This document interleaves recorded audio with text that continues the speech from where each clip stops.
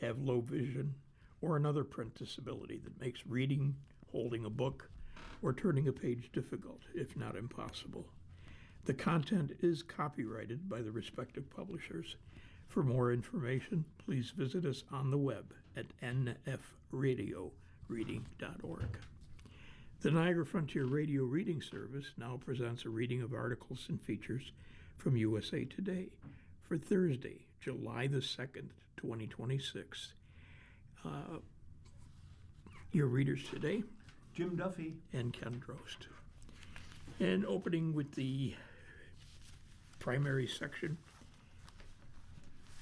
heat wave to leave millions sweltering during holiday. Dangerous forecast may top temperature records.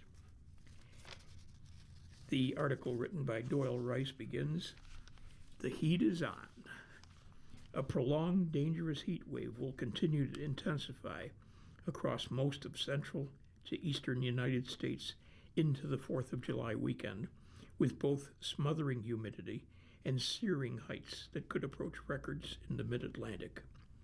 So far, the heat has forced the cancellation of outdoor activities, such as summer camps and communities to open cooling centers.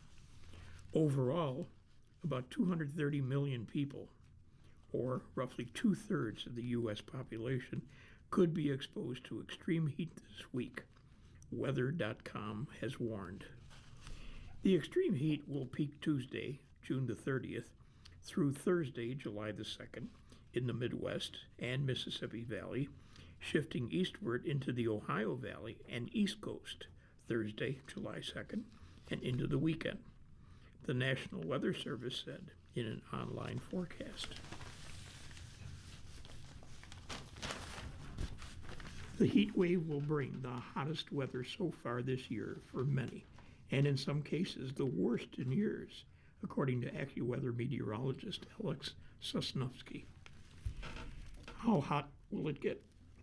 In the Midwest, Weather.com forecasts that highs in the 90s are going to stretch as far as northern Michigan and northern Wisconsin, with heat indices reaching triple-digit values in cities like Milwaukee, Chicago, St. Louis, and Minneapolis.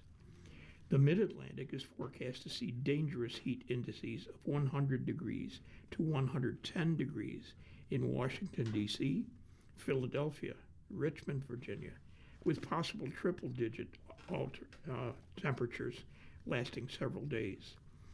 Washington, D.C., New York City, and Boston could each hit 100 degrees by July 2nd, and overnight lows in parts of the Mid-Atlantic may remain above 80, Weather.com said.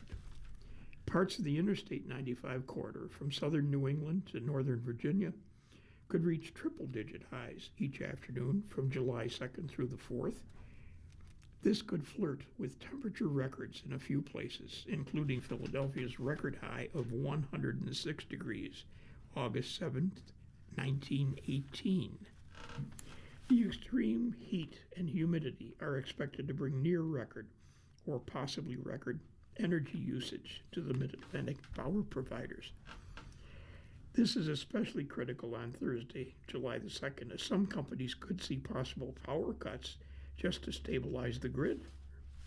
Elsewhere, the South will continue to experience 90-plus highs, and some locations in the Southern Plains and the Southeast could exceed 100 degrees, with humidity pushing heat indices over 100 degrees from Texas all the way up to the Carolinas.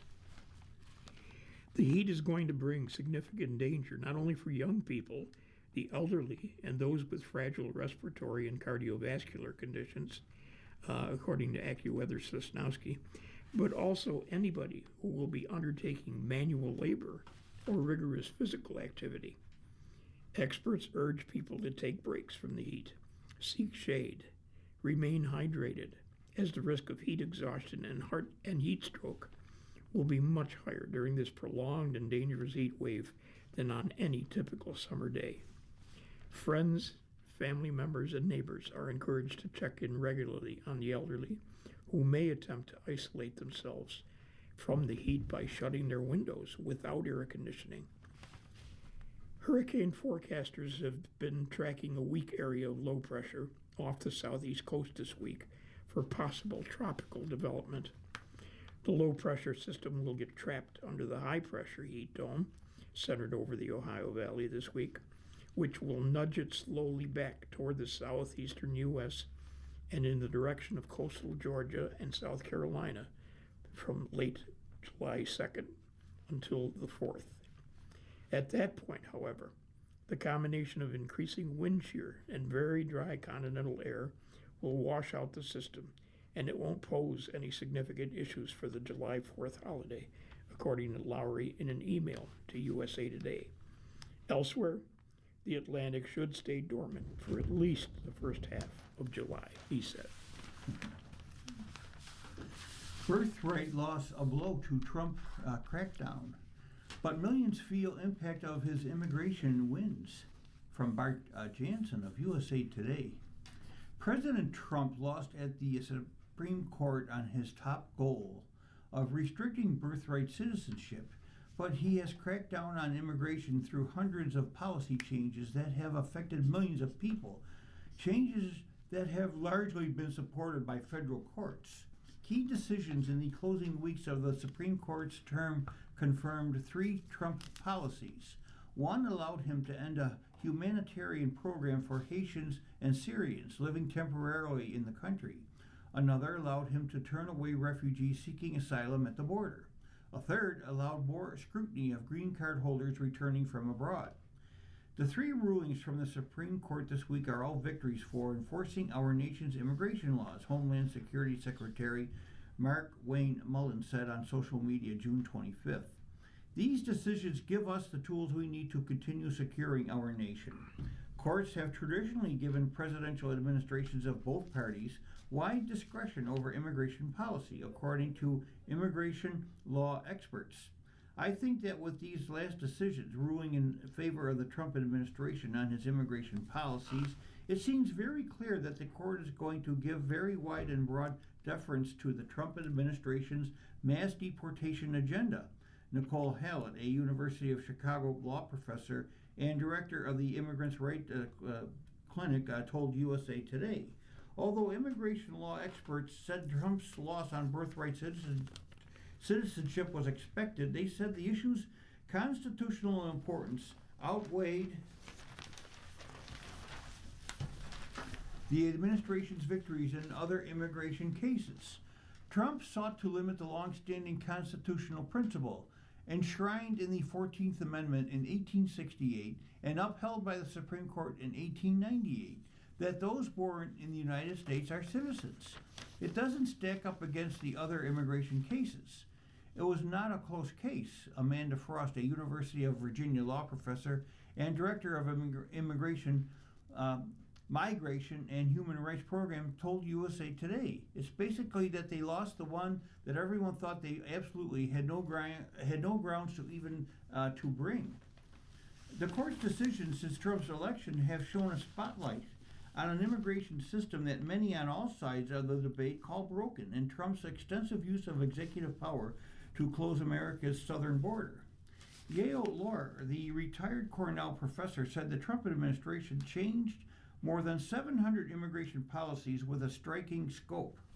The lower courts have been much more vigorous in rejecting some of Trump's immigration policies, Yale Lohr said, but when those cases have percolated up to the Supreme Court has often overturned those lower court decisions and allowed the policies to go ahead in restricting immigration.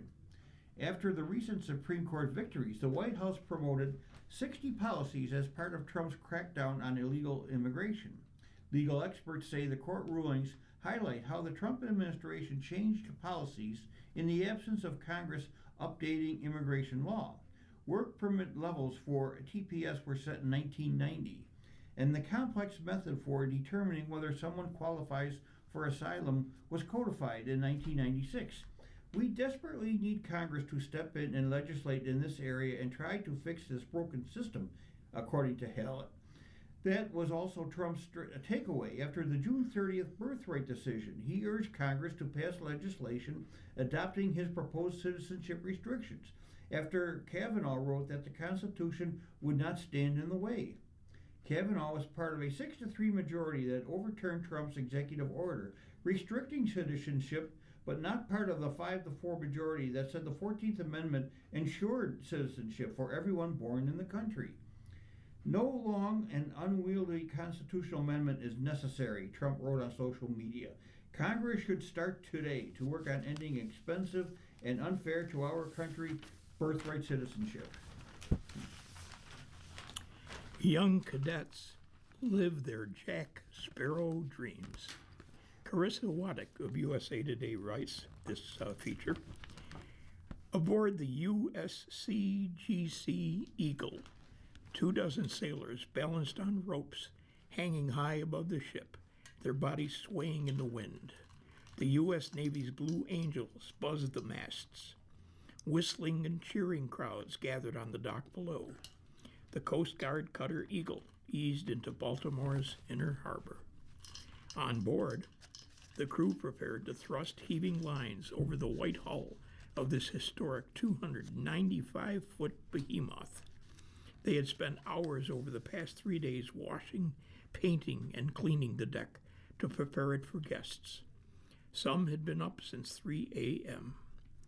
Known as America's tall ship, Eagle is on a weeks-long journey up the East Coast for Sail 250, an international maritime celebration commemorating the anniversary of the country's founding. The festivities will culminate July 4th, when vessels and aircraft from 46 countries converge in New York City for what organizers say will be the largest maritime and aerial gathering in U.S. history. With their billowing sails, teakwood decks, and mazes of ropes and rigging, ships like Eagle draw throngs of visitors hoping to get a glimpse of the past. Today, Eagle and its international counterparts are primarily used as training vessels. The ship teaches things the old way, its commanding officer, Captain Christopher Ensley, likes to say. For the past 80 years, every United States Coast Guard Academy cadet has hopped aboard Eagle. They navigate by the stars, hoist sails, and literally learn the ropes of this nearly 100-year-old ship, work largely invisible to those who come aboard for brief tours.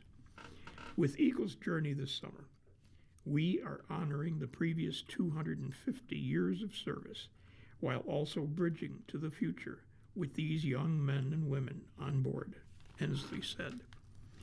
Now, USA Today spent 4 days aboard the Eagle on its voyage from Norfolk, Virginia, to Baltimore for a first-hand look at life on a tall ship and what it reveals about the nation's past and its future.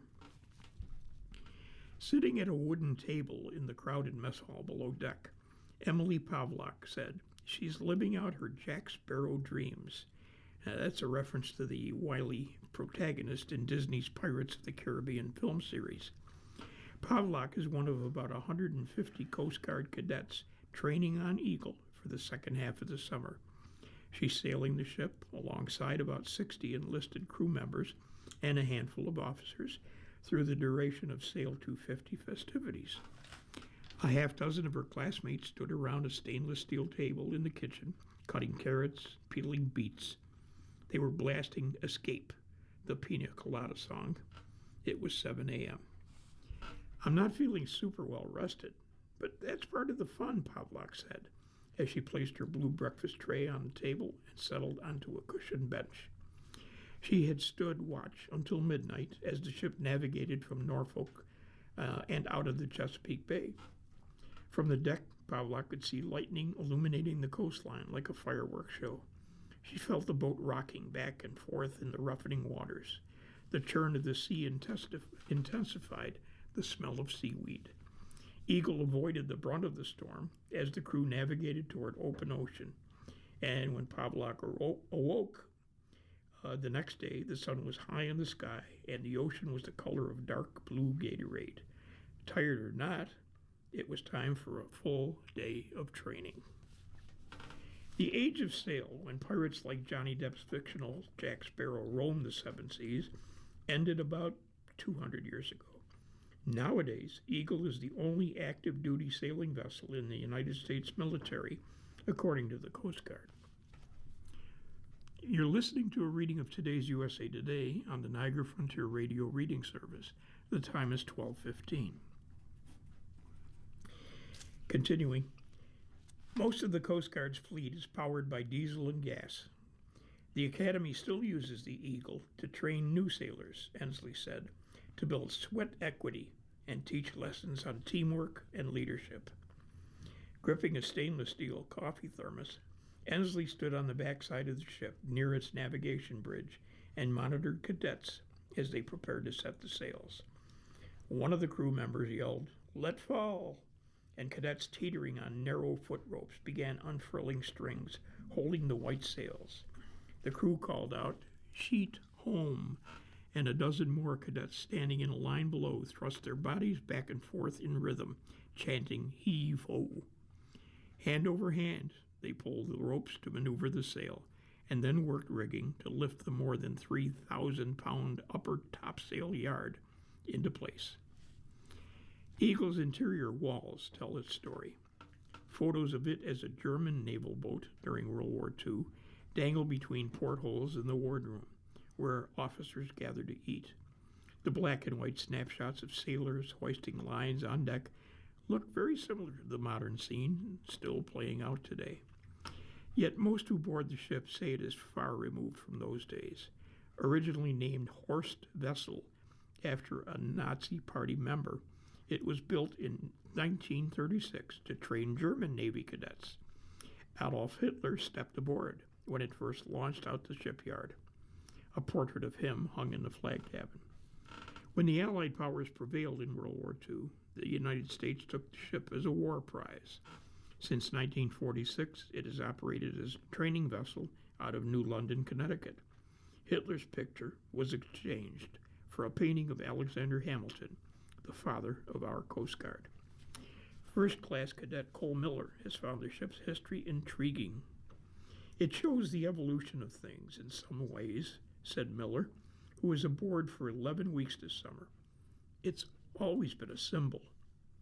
For many Americans, tall ships call to mind images of explorers and colonists sailing to the New World. For others, they serve as reminders of a darker history when millions of captive Africans were crammed into squalid cargo holds and transported to ports where they were sold into slavery. American author Alex Haley chronicled the horrors of the Middle Passage in his 1976 novel Roots, the saga of an American family, part of which he wrote aboard the Eagle. Haley enlisted in the Coast Guard at 17 and retired as its chief journalist in 1959. When he was writing his Pulitzer Prize-winning book years later, Haley asked to sail for a week as a guest aboard the Eagle. He isolated himself in his room and is said to have gone below deck to understand some of what his enslaved ancestors might have experienced.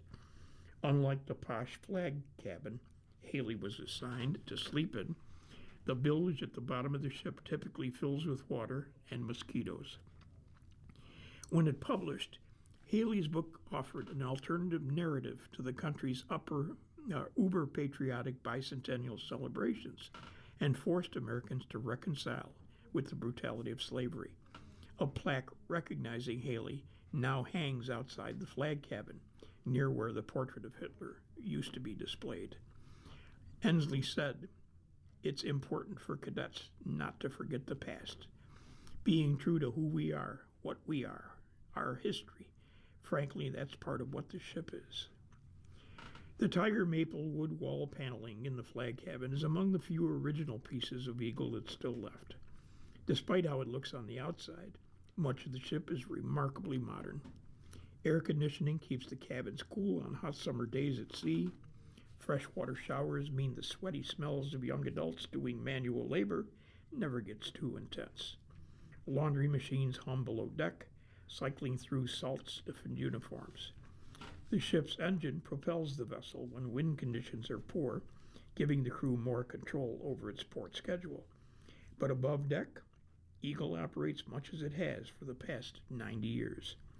As the ship navigated back into the Chesapeake Bay for its journey to Baltimore, first-class cadet Levi Edmonds taught some younger students how to navigate just using pen and paper. Pressed against the ship's railing, excuse me, the sailors spotted a lighthouse and a water tower through binoculars. The three-person team then found the corresponding symbols on the paper chart. Using a compass, they calculated the ship's exact location. "Oh, it's very intense," Edmonds said. "Every 3 minutes you need to report what you saw." It's also a lost art. The National Oceanic and Atmospheric Administration sunset printing in nautical charts in 2024. "Much like your grandmother's Volkswagen," Ensley said, "the ship does not have power steering. To turn the rudder, 6 cadets must man 3 massive wheels made out of wood and copper. Other cadets stand nearby, tracking the wind and the sea conditions. People get really frustrated. It's so cumbersome," said Chief Petty Officer Rob Lester, who was instructing cadets handling ropes. The boat was literally designed by a German engineer to be as arduous as possible. It's just a big excuse to get all these young people in positions to be scared and to fail. Standing on the edge of the ship and looking out at the choppy water, first-class cadet Carries Ray said, "The hard work running a tall ship comes with moments of magic and levity." She and others aboard said they had trauma bonded with many of their fellow crewmates. When all you have is complete darkness, you have the stars, and they're gorgeous, and you're just sitting together to stay awake. You just become vulnerable, Ray said. Miller, one of the other cadets, sat on a bench on the rear of the ship one afternoon as hundreds of dolphins crusted above the waves. From a distance, they looked like small white dots. As they leaped into the air, Miller got a glimpse of the blowholes, their friendly eyes, and the sharp points of their fins. Their white bellies looked aqua-colored as they glided back beneath the water. The pod of dolphins swam along the edges of the boat for more than 30 minutes. Miller hadn't been enthusiastic about coming aboard Eagle for the summer. A rising senior, he had already sailed on the ship as a young cadet and had hoped for a new experience. But as he stared at the dolphins, Miller said he realized he needed to be on that sailing vessel. This can't ever get old. Centrist and socialist both win in Colorado. Takeaways from the Democratic primary. From Philip M. Bailey of USA Today. Democrats' generational and ideological tug-of-war continued to unfold in the June 30th Colorado primary amid a national anti-establishment surge that has emboldened the younger, more progressive contenders. In a congressional race for the district covering Denver, longtime Representative Diana DeGette, 68, was upset by political newcomer Malad Quiros, 29, who identifies as a Democratic socialist. And in a key swing congressional district, State Representative Manny Rutnell, a progressive, beat a more moderate opponent to win the Democratic nomination. Fundamental change can and will happen if we fight for it, Quiros said in a fiery June 30th victory speech. If we organize and show no fear in standing up for what's right, that is the message that Denver has sent to both parties, to Donald Trump and to the entire country.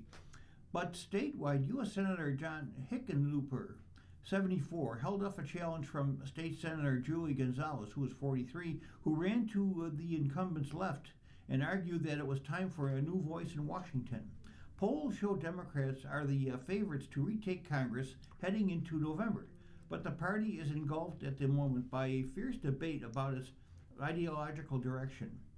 Some veteran party figures are rejecting the socialist insurgency, as New York City Mayor Zohran Mamdani's preferred candidates swept Democratic congressional primaries in several very liberal districts on June 23rd, while centrist candidates have recently won statewide contests, such as 2025's New Jersey and Virginia governor's races. In Colorado, Senator Michael Bennet also suffered an upset at the hands of State Attorney General Phil Weiser in the gubernatorial primary. Like many Democratic primaries in 2026, That campaign was less defined by sharp policy disagreements than a contest over who would more effectively oppose the Trump administration's staunchly conservative policy agenda and its aggressive actions. Key takeaways from the Colorado primary. Quiros upsets longtime Democrat in a deep blue district. Progressives aligned with the Democratic Socialists of America continued their national winning streak in the midterms by ousting another veteran lawmaker in a deep blue area. DeGette was first elected in 1996, a year before Quiros was born, in a district that former Vice President Kamala Harris won by 56 percentage points in 2024. The Congresswoman stressed her relationships on Capitol Hill and her opposition to Trump. She was among the group of House Democrats who skipped Trump's 2026 State of the Union address in protest.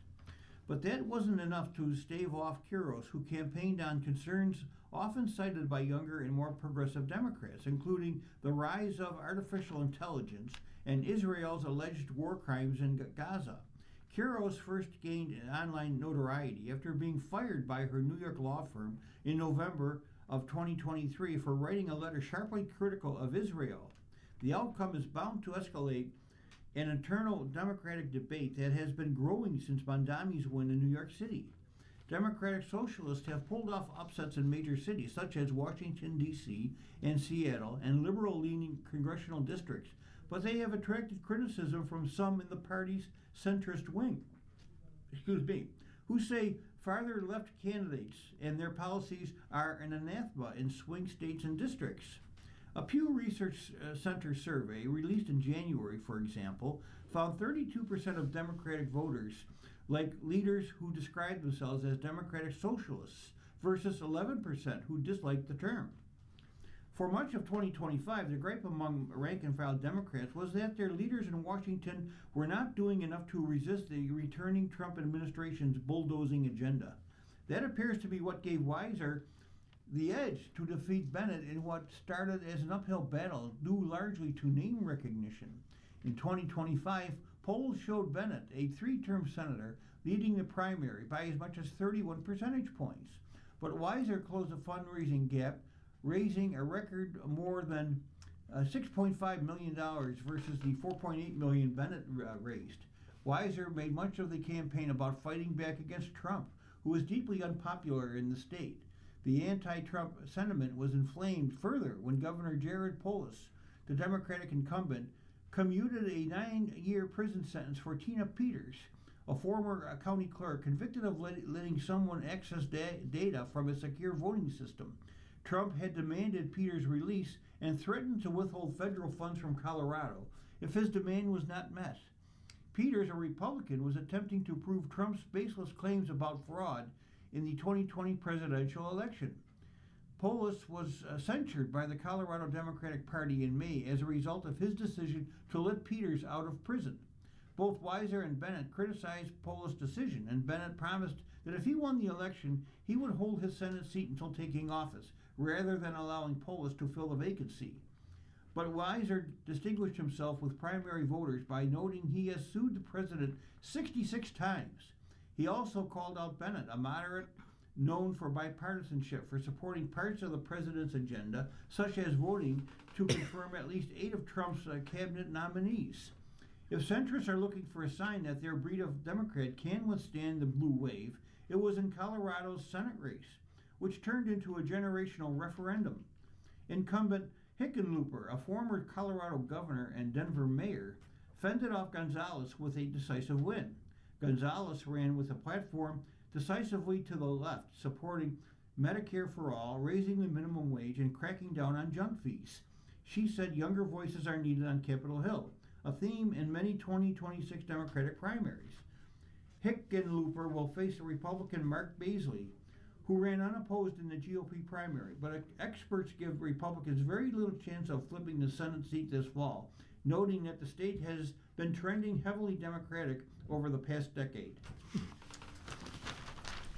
You're listening to a reading of today's USA Today on the Niagara Frontier Radio Reading Service. The time is now 12:30.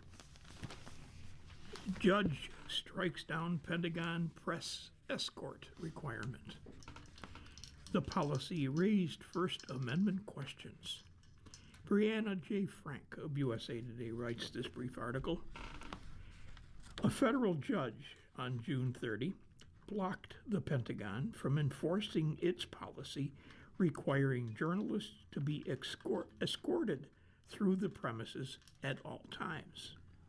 In his opinion, U.S. District Judge Paul Friedman said, the country's founders believed that the nation's security requires a free press and informed people, and that such security is endangered by governmental suppression of political speech. As our country celebrates its 250th anniversary this very week, that principle must not be abandoned now, he wrote. The legal battle started when the Pentagon implemented a press policy in October of last year that said journalists who solicit information not approved for public release could lose press access to the building. Experts told USA Today at the time the policy raised First Amendment questions, but said courts would ultimately have to decide if the policy was unconstitutional. The New York Times first sued over the matter in December. Friedman blocked the Pentagon from implementing the policy in March, which prompted the Department of War, formerly the Department of Defense, to establish an interim policy that shuttered journalists' long-time workspace and required the press to be escorted through the building. Pentagon spokesperson Sean Parnell said at the time that a new and improved press workspace will be established in an annex facility outside the Pentagon, but still on Pentagon grounds, and will be available when ready. Press freedom groups condemned the revamped policy and accused the Pentagon of violating the judge's order. Friedman concurred in an April 9 ruling, saying the Pentagon invoked slightly different language to achieve that same unconstitutional result. The New York Times filed a second lawsuit in May, saying the escort requirement was unreasonable because it imposes significant burdens on reporters' news gathering and wholly unnecessary in view of the long history and tradition of unescorted press access. Friedman wrote in his June 30th opinion that the New York Times was likely to succeed in arguing that the escort requirement violates the First Amendment, in part through being retaliatory. He said Pentagon officials' public statements about mainstream news outlets, including Secretary Pete Hegseth's remark comparing what he called the legacy Trump-hating press to biblical Pharisees, are powerful evidence of the department's retaliatory motive in implementing the policy. Parnell said the Pentagon would appeal the decision in a June 30 post on X. Unescorted access to the Pentagon allowed journalists to observe activity patterns and develop relationships that contributed to repeated unauthorized disclosures of operational plans and intelligence, he said.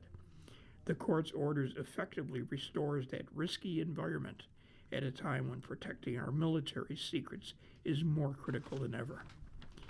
Now, New York Times spokesperson Charlie Statlander said Friedman's order reaffirms the First Amendment rights of the press to cover the Pentagon without restrictions designed to prevent the public from knowing what the military is doing. We are pleased that the district court has once again put a stop to the department's continued unconstitutional efforts to restrict independent reporting about the Pentagon. This from Theodore J. Boutros, Jr. of Gibson Dunn, the law firm representing the New York Times in the case.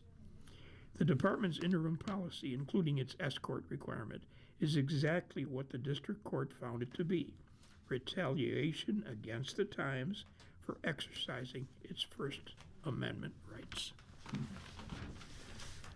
Trump made over $1.4 billion in income from cryptocurrency.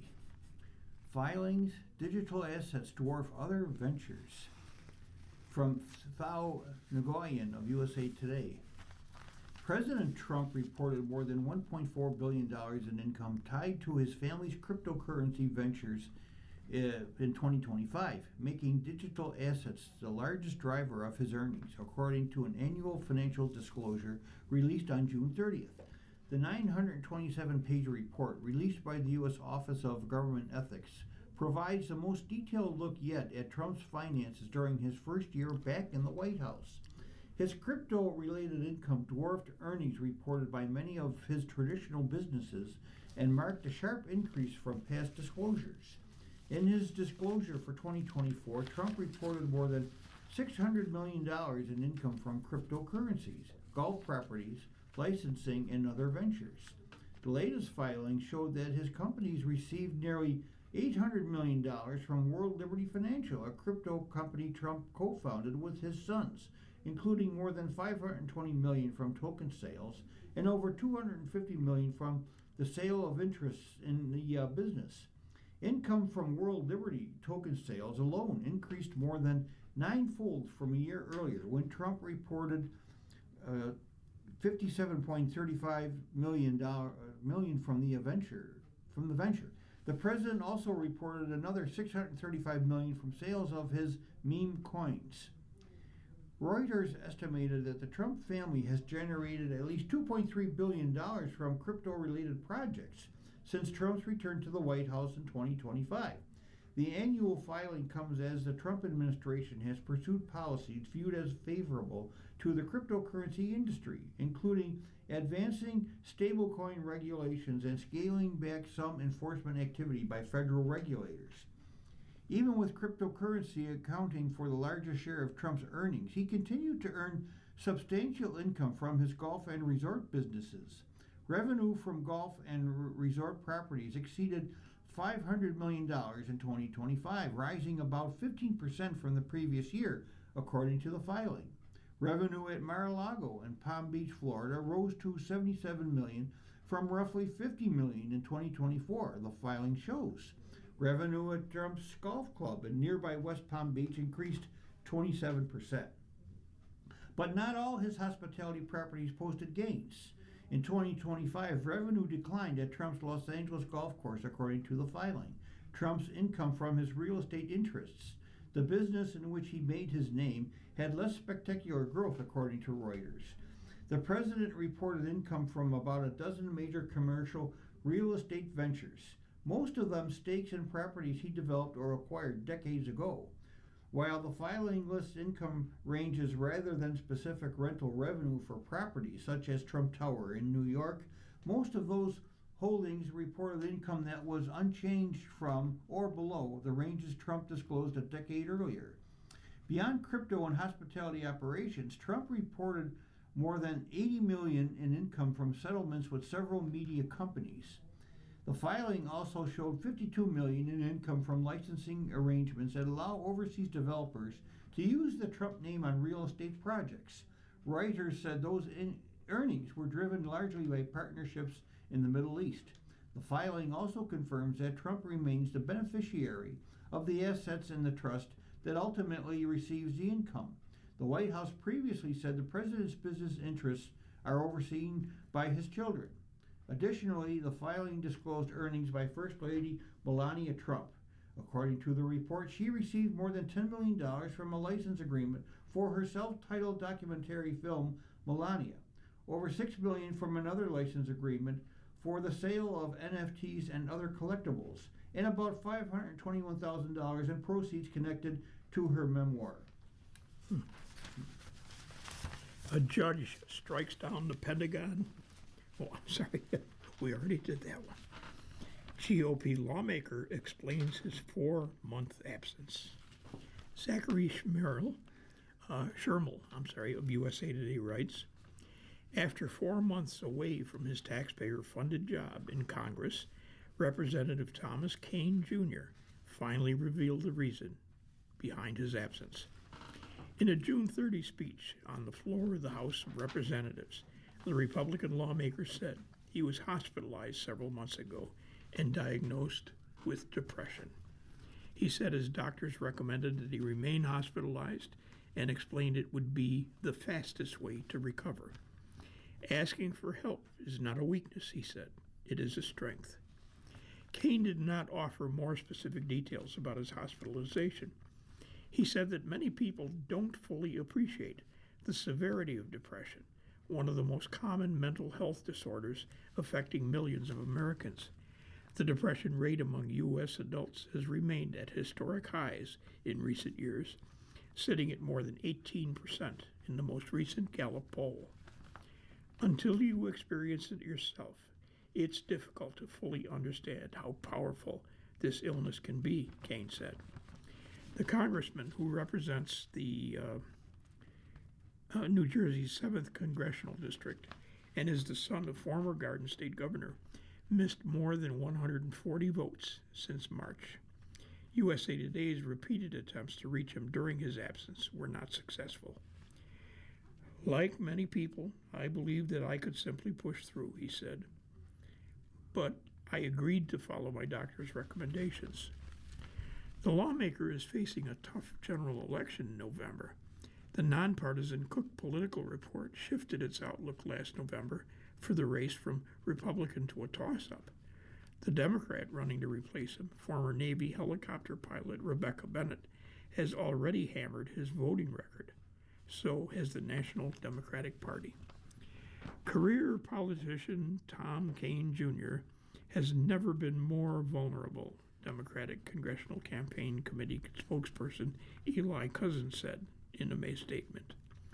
Republican House Speaker Mike Johnson, who was in touch with Kean during his absence, has consistently defended the congressman. The GOP leader said he hoped Kean's speech about his health condition would help clarify his absence. If it were me, I would have been more specific about that, and I encouraged him to be, Johnson said. It will be understandable to you. Turning to the money section of USA Today, Medicare will pay for popular weight loss drugs. Millions could qualify for Wegovy and Zepbound use, from Ken Alltucker of USA Today. Millions of older adults could soon qualify for popular GLP-1 weight loss drugs such as Wegovy and Zepbound under a Medicare pilot program. The Centers for Medicare and Medicaid Services has launched the Medicare GLP-1 Bridge program for enrollees who qualify for prescription weight loss medication based on height, weight, and other criteria. Older adults who get the medications will pay a monthly $50 copay, and Medicare will cover the rest. The Bridge program is a significant change because Medicare, the federal health program mainly for adults 65 and older, has been prohibited from covering weight loss medications, including GLP-1s. The Bridge program will run through the end of 2027. The program could help older adults afford the popular medication sought by many, despite list prices that can exceed $1,000 and spotty insurance coverage. Although drug makers have cut prices for cash-paying customers, more than half of adults on GLP-1 say the drugs have been difficult to afford, according to KFF, a health policy nonprofit. KFF said 9% of adults 65 and older use GLP-1s. Use was slightly higher for young adults. Medicare's Bridge program comes as companies that provide health insurance for most working-age adults are cutting back coverage. A survey from Mercer, a consultant, published June 11th, found about 6% of large employers will drop coverage of GLP-1 weight loss drugs in 2026, and another 5% plan to drop coverage in 2027. Nearly half of large employers covered the weight loss drugs in 2025. Employees who pay for insurance benefits have seen their costs continue to rise, said Raymond Brown, Mercer's North American Clinical Pharmacy leader. If employers don't want to drop coverage of the popular and expensive medications, they might add extra requirements for employees, such as regularly checking in with a weight loss coach. Employers are asking, can I continue to manage these costs, according to Brown? Who will be eligible for Medicare's GLP-1 coverage?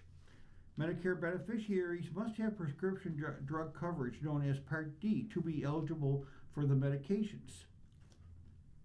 People must get a prescription from a doctor, or other licensed prescriber, and they will be subject to prior authorization. Not everyone will qualify for the program. You must be eligible for anti-obesity drugs based on your body mass index, which is a measure of height and weight. Those with a BMI of 35 or higher will generally qualify. Some with a BMI of 27 or higher will qualify if they have other medical conditions, such as prediabetes or peripheral artery disease. You're listening to a reading of today's USA Today on the Niagara Frontier Radio Reading Service. The time is 12:45. Continuing, Medicare recipients who already get GLP-1 drugs because of type 2 diabetes, sleep apnea, or heart disease risk won't get the medication under the Bridge program. They will continue to get the medications through their regular Part D prescription drug coverage. Although Medicare recipients must have a Part D plan to qualify for GLP-1s under the Bridge program, the private insurers that administer Part D plans won't be involved in the Bridge program. Medicare will handle approvals, process claims, and pay pharmacies, according to Medicare Rights Center. Medicare hasn't released an estimate of how many Americans might qualify for the anti-obesity drugs under the program. Based on 2020 data, KFF estimated about 13.7 million Medicare recipients either had obesity or were overweight. Which drugs will be covered under Medicare? Novo Nordisk's Wegovy, which is available as a shot in a pill, will be covered under the program. Eli Lilly's KwikPen version of the injectable Zepbound and the drug maker's weight loss pill Foundayo will qualify for the program. Novo and Lilly have sought to outmaneuver one another with price cuts for cash-paying customers whose insurance plans don't cover the medications. Novo has dropped the price for injectable Wegovy and most dosages of the diabetes drug Ozempic to $349 a month, down from $499 for consumers who purchase the medication directly from the drug maker, telehealth partners, or retail pharmacies. Lilly also cut prices for consumers who directly purchase Zepbound. Experts say the central bank's independence concerns ease for now. Cook ruling gives Fed some breathing room. Rachel Barber of USA Today writes, the Supreme Court ruled 5-4 on June 29 that Donald Trump cannot fire Federal Reserve Governor Lisa Cook. That's a decision seen as a loss for a president who has tried to influence the central bank and a win for the institution's independence. The court said Cook can remain on the central bank's board of governors while she challenges Trump's ability to dismiss her. Now that means lower courts will continue to debate whether Trump has cause to remove Cook, but Trump cannot dismiss her outright while the process plays out. I am grateful for this decision, not for my own sake, but for the sake of the American people, whose economic well-being depends on a central bank that answers to its mission, not political intimidation, Cook said in a statement after the ruling. For as long as I serve at the Fed Reserve, I will continue to uphold the principles of political independence in service to all Americans. Now, Trump has consistently called on the Fed policymakers to lower its benchmark for interest rates, aiming to stimulate the economy, an issue with which he struggled to win favorability with voters in his second term. The Fed typically lowers borrowing costs to help boost the labor market and raises them to stabilize prices. After 3 months of solid job growth and rising inflation, there is growing consensus among Fed policymakers for a hike later this year. Now, Trump attempted to fire Cook last August after she voted alongside most of her colleagues to hold the benchmark rate steady at their first 5 meetings of 2025. He said the decision was based on allegations she committed fraud by lying on 2 home mortgage applications in 2021, not her votes on interest rates. Following the decision, Trump took to Truth Social, saying the Supreme Court sent back the case on a strictly procedural basis. He added his administration will take appropriate action immediately to make sure that someone who committed wrongdoing will not be making vital decisions concerning the welfare of the United States of America. Now, Cook has denied any wrongdoing. Several economists, legal experts, and Cook all said they felt her attempted termination was motivated by the president's desire to influence monetary policy. In January, then Fed Chair Jerome Powell called it perhaps the most important legal case in the Fed's history.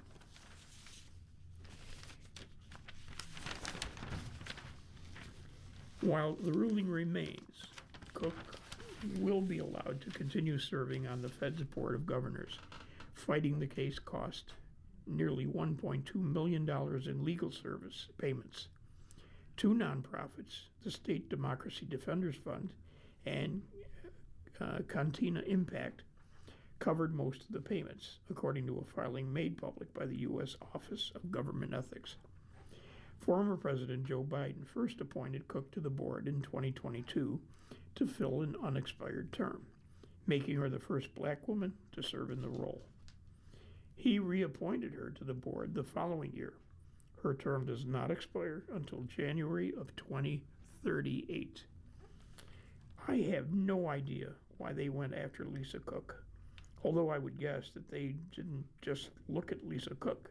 Mike Scordelis, head of the U.S. Economics at Truist, said, "I think they were just looking for any way that they could tip the votes in their direction." Why it was Lisa Cook as opposed to Fed Governor Chris Waller? Well, maybe Chris Waller didn't get a mortgage recently, or didn't have anything that was even remotely something that they could have come after.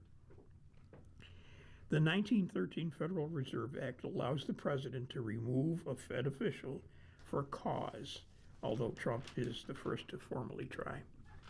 Chief Justice John Roberts delivered the court's majority opinion, writing that to agree with the Trump administration's arguments would in effect transform the Federal Reserve's for-cause protection for Fed officials into at-will employment, an interpretive leap out of step with the statute Congress enacted and our nation's tradition of central banking protected from political interference. So, does Lisa Cook want lower interest rates? Well, as a Fed governor, Cook serves on the Federal Open Market Committee, which is responsible for setting the federal funds rate, a benchmark for interest rates around the country. She voted alongside most of her colleagues to cut rates 3 times last year in response to U.S. employers' historically low hiring.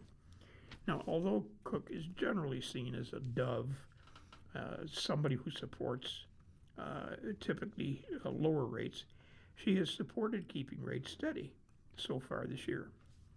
However, in response to rising inflation caused by supply chain disruptions stemming from the Iran war, Cook said she may be open to raising them. The rate of annual inflation has remained above the Fed's 2% target since 2021. In May, the Labor Department's gauge hit 4.2%, and the Commerce Department's metric climbed to 4.1%. After 5 years of above-target inflation, I am particularly attuned to the risk that elevated inflation will become embedded in price and wage-setting behavior, Cook said. May 27 at Stanford's Institute for Economic Policy Research. As such, I am prepared to raise rates if the expected disinflation does not appear in a timely manner. For now, the committee's target range remains at a range of 3.5 to 3.75. The decision comes after the Department of Justice ended its investigation into Powell and the Fed in April, after Senator Thom Tillis, Republican from North Carolina, cited it as the reason that he was holding up new Fed Chair Kevin Warsh's confirmation. That investigation, which Powell and other former Fed chairs condemned, was tied to the budget for multi-billion-dollar renovations projects at the central bank's Washington headquarters.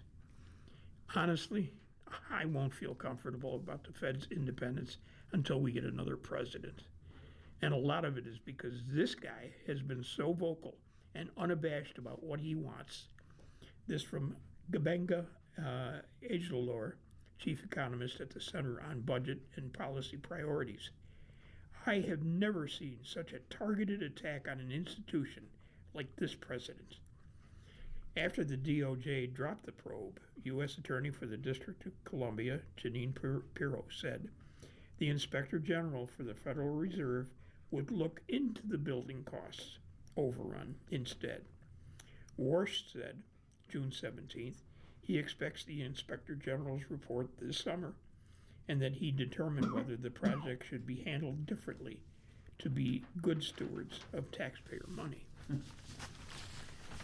Seniors fret they'll outlive savings. From Daniel Devise of USA Today, American retirees are likely to outlive their savings. According to a new report, surveys have shown that Americans fear running out of money in retirement more than they fear death itself. People are living longer, which means retirement lasts longer, and retirement costs are rising.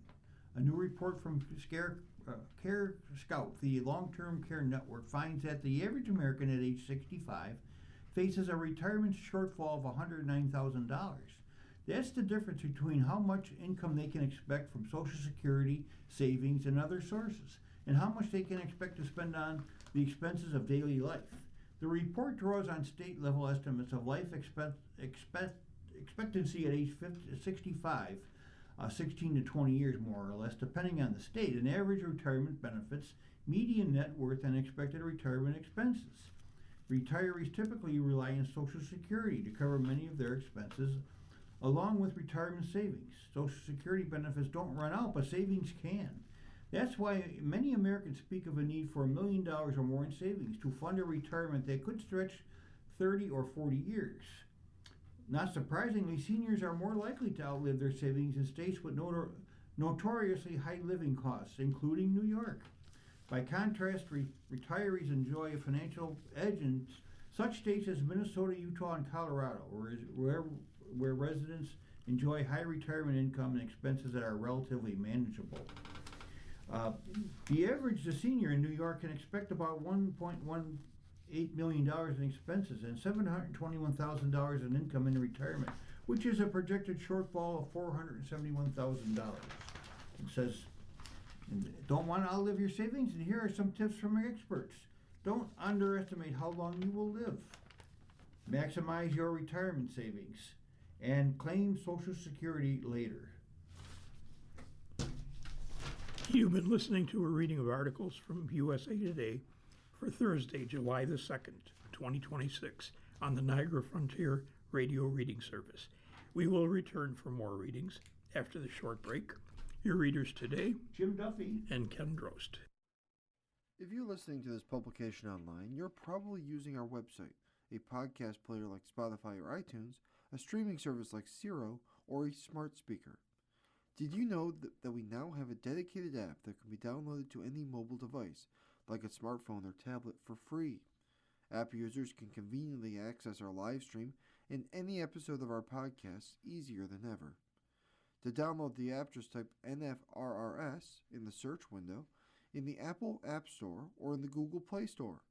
Contact us anytime if you have any questions by calling 716-821-5555, extension 5.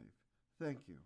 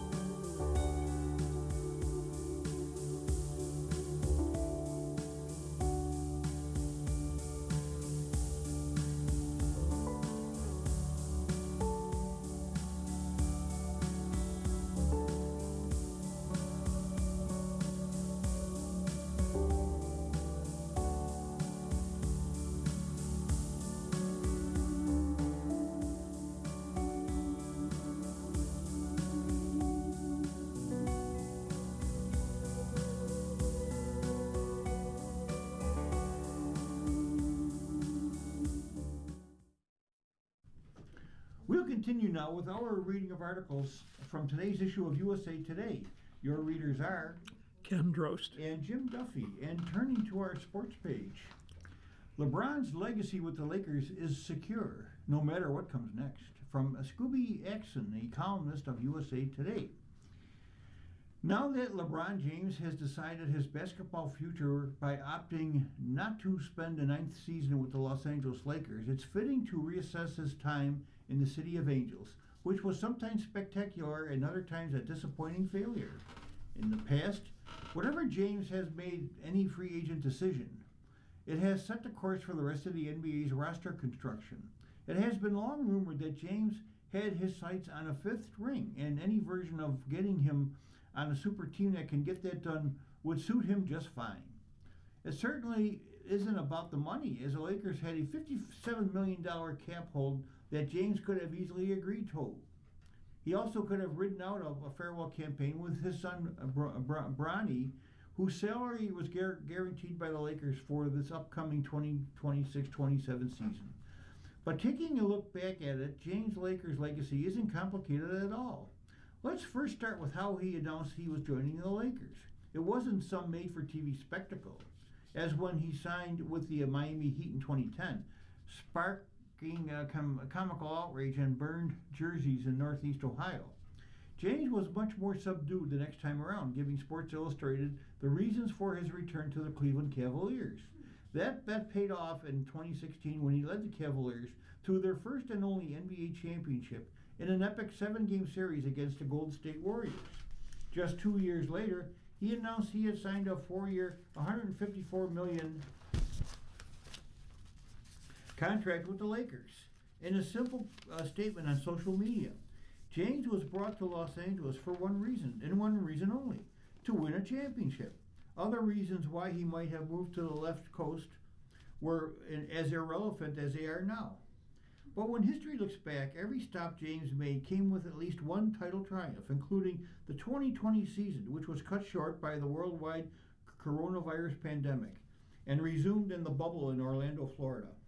Critics have tried to downplay that championship because of the nearly impossible circumstances of playing basketball while the world outside the bubble and the NBA were dealing with COVID. Those criticisms are at best silly and at worst bloviation with no logic or thought of common sense. James won his 4th championship just months after the tragic passing of legend Kobe Bryant and brought the Lakers back from the brink of being the league's laughingstock after Bryant retired in 2016. Should James receive a statue outside of Crypto.com Arena or have his number raised to the rafters? That's up to the powers that be with the Lakers. Someone will complain either way if either or both of those things are done. But what James did in his 8 seasons with the Lakers have to be marveled at, especially physically. He averaged 25 or more points per game in 6 of those years, and 24.4 and 20.9 the last 2 years, and set the all-time scoring record in a Lakers uniform. 1 title in 8 seasons is not a failure. He won 1 championship in 11 total seasons in Cleveland, and you don't hear the Cavaliers fans whining about it. As the 41-year-old 4-time MVP and 4-time Finals MVP goes to what could be his final NBA home, the main lesson is that winning a championship at any destination, let alone a place like Los Angeles, where the standards, history, and fan base demanded, is a legacy-defining moment in any book. Laying down on the job. The free kick strategy features prone players behind the wall. Seth Vertelny of USA Today writes, "You've seen it many times at this World Cup. A player lines up a free kick, and the opponent sets up a wall. Behind the wall, one player is designated to just sort of lie there. What is that player doing? He isn't sneaking in a quick mid-game nap. Instead, he is engaging in a strategy that has become widespread in recent years. We can explain. Let's start with the cardinal rule of a free kick. The defending team must give the opponent taking the kick 10 yards of space. After that, if the free kick is within shooting distance, Typically, a team will set up a wall of players to block off space to shoot. Free kick takers often try to shoot over the wall, threading a difficult needle, high enough to clear the wall, but still low enough to stay on target. With this in mind, the wall often, with this in mind, the wall often jumps when the taker releases the shot. Over time, some free kick takers realized this left a vulnerability. If the wall all jumped, a shooter could sneak his shot under the wall. Many have successfully employed this strategy. So the back and forth continued with the strategy of having a player lie down behind the wall, negating the opportunity to shoot under the wall if it jumps. When did players start lying behind the wall? There had been documented instances of players lying behind the wall before 2018, but the strategy truly became widespread in that year's UEFA Champions League. In a game between Inter and Barcelona that year, Inter's Marcelo Brozovic quickly ran and slid behind the wall right before Barcelona's Luis Suarez took a free kick. The strategy worked to perfection, as Suarez tried to shoot under the wall, but saw his shot deflect off Brozovic's back and out of play. Even Lionel Messi approved. Have Inter Milan discovered a revolutionary football tactic? A BBC article read after the game. Now, since then, the strategy has become increasingly commonplace. Heated battles, predicting each of the 5 open quarterback starting competitions. From Michael Middlehurst Schwartz of USA Today. As NFL training camps approach in late July, several teams have opted to extend their ongoing quarterback mysteries into the depths of summer. 5 franchises are set to enter training camp with competitions at the position, all varying in degrees of openness and intensity.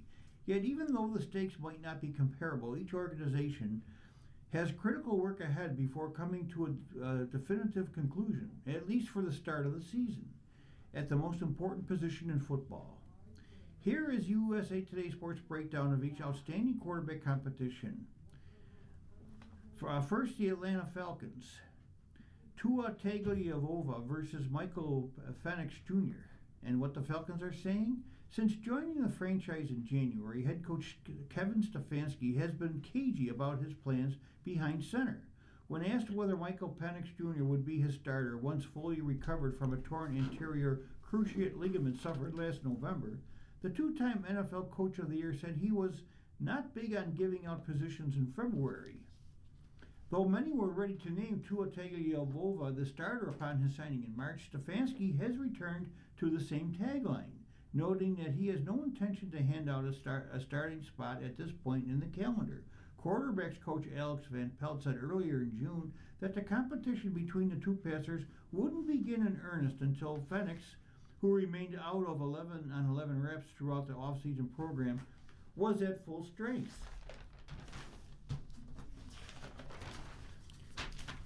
Turning to page 4 of the sports page, next is the Minnesota Vikings.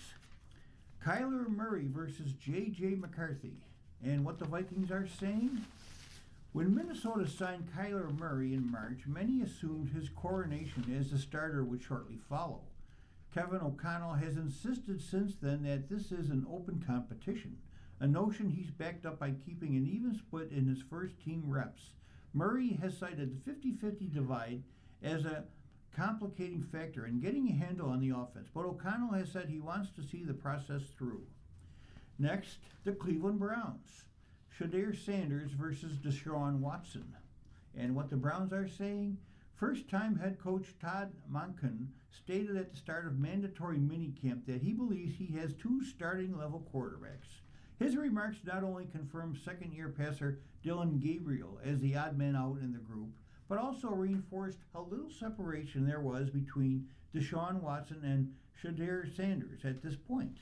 The former seemed to have a distinct edge at the outset of the off-season program, but Mary Kay Cabot of the Cleveland.com reported that the latter had closed the gap, leaving the two running neck and neck. General Manager Andrew Barry told 92.3 The Fan in Cleveland that Sanders has had an excellent spring and that his growth from his rookie campaign has truly been phenomenal. Next, the Las Vegas Raiders, Fernando Mendoza versus Kirk Cousins. And what they're saying? Months before even taking Fernando Mendoza with the number 1 draft pick, the Raiders made clear they were in no rush to hand him the reins to the offense. That's not an indictment of the Heisman Trophy winner, however, so much as it's facing the reality of the current roster. But while General Manager John Spytek, Coach Clint Kubiak, and part owner Tom Brady have at various points stated their strong preference not to inhibit a prized young passer's early development, the notion took root in reality with the signing of Kirk Cousins. More firewall than full-on mentor, the 37-year-old can help figure out what works and what doesn't in the freshly constructed attack while keeping Mendoza out of the line of fire. Kubiak has said Mendoza has been as advertised, and multiple teammates and assistant coaches have lauded the former Indiana signal caller's inquisitive nature. That might help him absorb the scheme, but it might serve as additional reason not to fast-track his entry into the lineup. And the Arizona Cardinals. Jacob Brissett versus Gardner Minshew II and Carson Beck. And what the Cardinals are saying. Arizona didn't seem likely to be on this list after waiting until the 3rd round to take Carson Beck. But after Jacoby Brissett remained away from the team during the voluntary portion of the off-season program, it appears as though there's at least an opening for the competition. In May, ESPN reported that Brissett had been informed by the team that he would be their starter.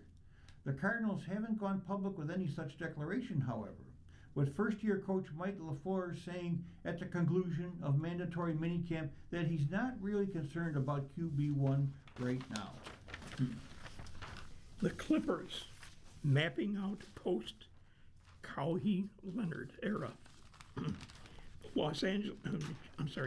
James H. Williams of USA Today writes, the Los Angeles Clippers have officially moved on from Kawhi Leonard after 7 seasons.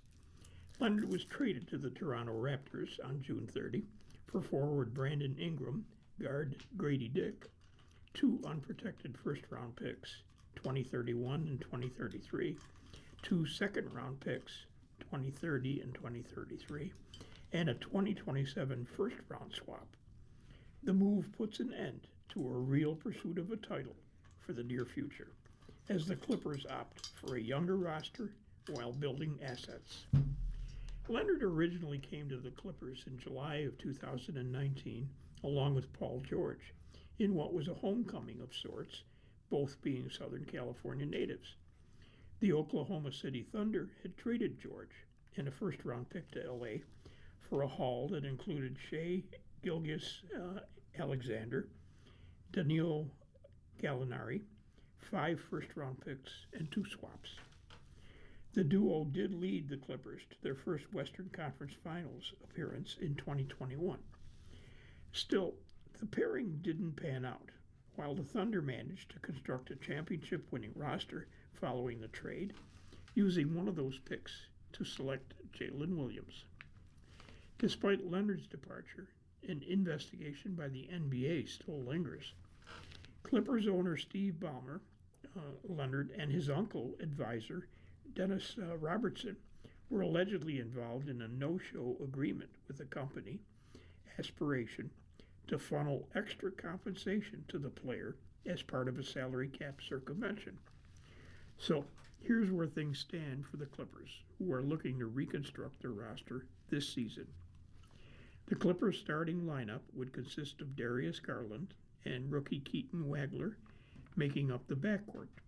Ingram would join forward Derek Jones Jr. and center Brook Lopez. Ingram is no stranger to Los Angeles, having originally been drafted by the Lakers with the number 2 overall pick in the 2016 draft.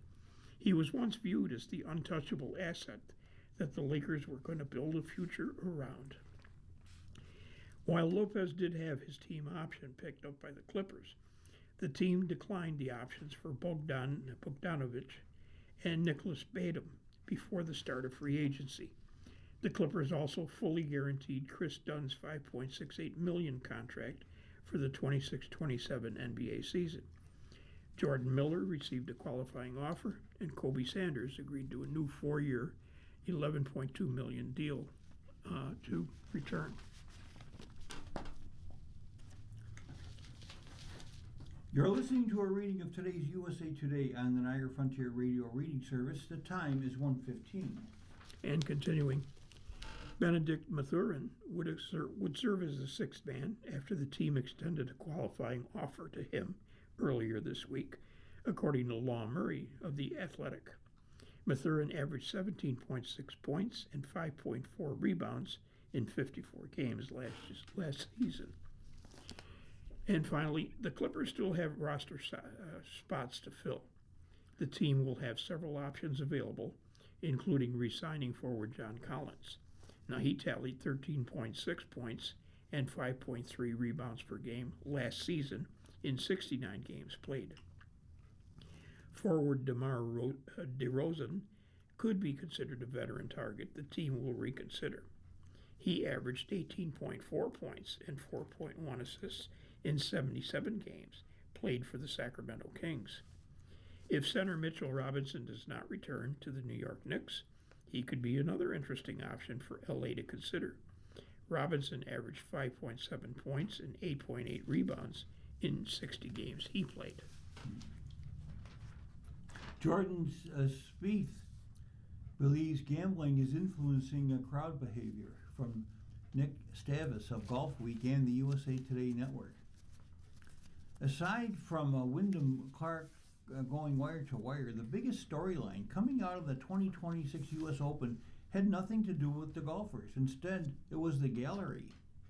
Clark played alongside world number one Scottie Scheffler on the Sunday at Shinnecock Hills, where he was met with vitriol from the Long Island crowd, to the point where some fans had to be removed for loudly rooting against the now two-time U.S. champion. Cheers like "Get in the bunker" could be heard on the TV broadcast on nearly every shot Clark hit, and they erupted in joy for seemingly all of his bad shots. It wasn't the first time an unruly crowd has stolen the show at a golf event in the last calendar year. The European Ryder Cup team was berated by the gallery at Bethpage Black, while hundreds of fans in attendance at the Players' Championship outwardly rooted against Englishman Matt Fitzpatrick down the stretch on Sunday. The same thing happened to Fitzpatrick when he defeated Scheffler in a playoff at the RBC Heritage a few months later. But the subject in each of those examples is a foreign golfer playing on American soil. Wyndham Clark is an American player who was on his way to winning his National Open. Why did the crowd express such hate for him? It's no secret that Clark is a rather polarizing figure in golf. His reputation took a big hit when he damaged lockers inside the clubhouse at the revered Oakmont Country Club after missing the cut at the 2025 U.S. Open. But was there something else that led to the nasty reception he got in the final round at Shinnecock? Three-time major champion Jordan Spieth thinks so. "I think you had some unique circumstances there," Spieth said while speaking to the media ahead of this week's John Deere Classic. "I think the one thing that I'll point out is I do think that betting in golf is something that's going to have to be tackled here soon. Because I don't know how much of, say, the Wyndham scenario was the fact that it was enticing to bet the field versus Wyndham on Sunday in a legalized betting state. And you could have had people out there that are essentially, have $100 to $10,000, depending on who it is, on the field versus somebody else."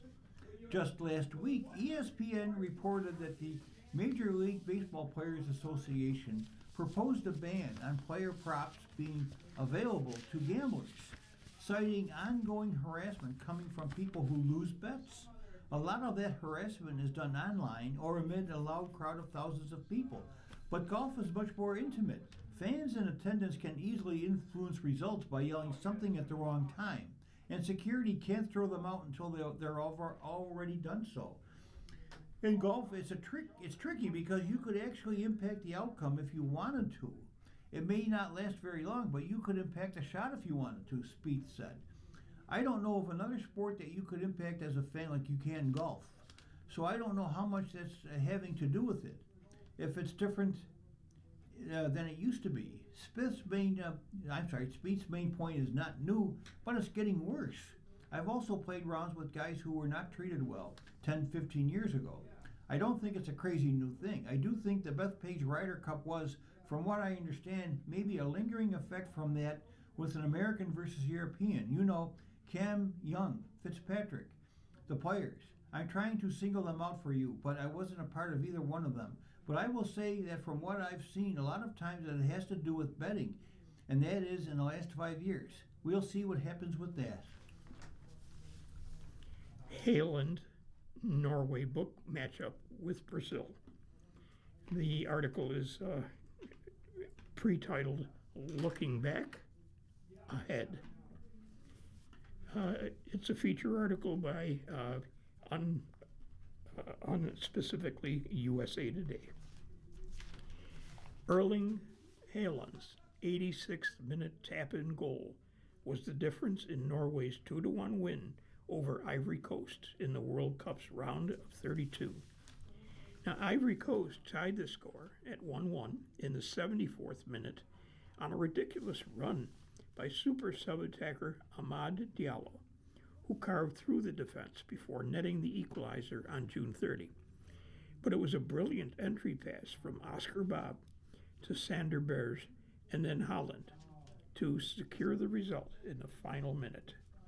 Norway led 1-0 at halftime, courtesy of a left-footed strike from winger Antonio Nusa in the 39th minute. It's a devastating loss for Ivory Coast, which had numerous scoring chances, but was not quite able to net more than one goal. Norway now faces Brazil on June the 5th. Now, Spain marches into its World Cup last 32 clash against Austria on July 2nd on the back of an unbeaten run of 34 matches, a defense yet to be breached, and an old question still nagging away. What happens when all that possession runs into a locked door?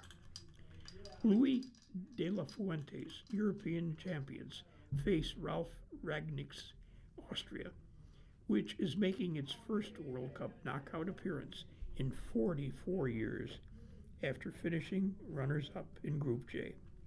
The Spaniards topped Group H with 2 wins and a draw, taking 7 points out of 9. It was progress, but not perfection. Spain has looked secure at the back, with goalkeeper Unai Simon having gone 429 minutes without conceding a goal. Yet the opening 0-0 draw against Cape Verde offered a warning that control alone may not be enough. Against one of the tournament's debutants, Spain had 74 possession and 27 shots, but only 7 were on target. Austria is expected to use a low block and daring Spain to break the deadlock. Portugal and talisman Cristiano Ronaldo will look to quiet critics of an underwhelming World Cup run in their round of 32 on July 2nd in Toronto, when they meet a Croatian side that has made a habit of outperforming. The match potentially marks the end of an era, with the 41-year-old Ronaldo and Croatia's 40-year-old midfielder Luka Modric looking to finally experience World Cup glory. For Portugal, it's time to step up following performances that raised concerns over coach Roberto Martinez's ability to fire a team boasting an array of riches all over the pitch, including PSG's Vitinha, Joao Neves, and Nuno Mendes. Croatia is no strangers to a slow start, including at the 2022 World Cup, where it reached the semifinals with 2 goalless group stage draws, back-to-back penalty shootouts, and a single victory in open play against Canada. Portugal are an excellent team, with many world-class players in every line. This from Nicola Vlasic. We will analyze them well and prepare as best we can, but it is clear how dangerous they are. As we respect them, they respect us. I think the details will decide the winner.